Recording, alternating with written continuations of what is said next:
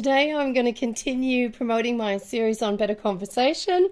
I've got a little snippet from the movie that Steve and I have up as part 3 of that series that I'm going to share with you in a minute. But first, look, the reason I'm really encouraging you to become part of the series and to come along and become a member and join in the lessons that we're sharing is because I want to take you on a journey.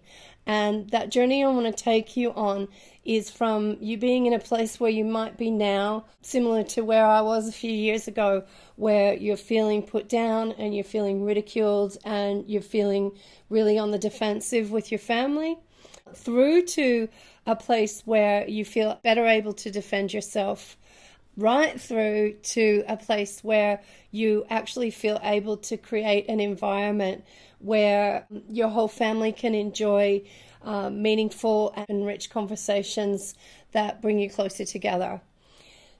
It's Christmas coming up soon, and this is the time where we do come together in our homes, and I really can't think of a better time for us to be working on this.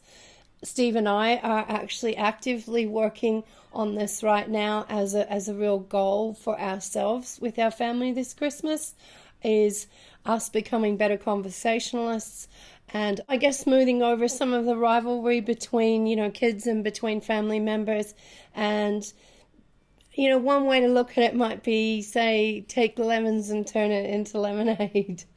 You can't really control what people are saying, but you can work a lot of magic in what you do with what you're given.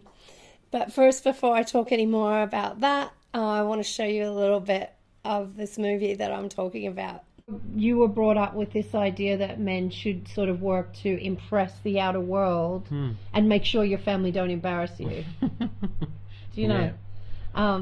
Impress the outer world, make sure your family don't embarrass you, and if they're doing anything that looks like they might embarrass you, well, you really frown on them and you really sort of are quite intimidating and make sure that they don't keep doing that thing.